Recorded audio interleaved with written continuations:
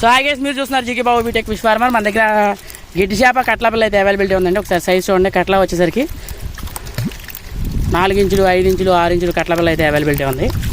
అది కట్ల కూడా చూసుకోండి. సైజు ఒరిజినల్ పాత పిల్ల, సైజు కూడా చాలా బాగుంది. కట్ల పిల్ల కట్ల గిడ్డి చేప 2 కాంబినేషన్లో అయితే ఉండడం అయితే జరిగిందండి.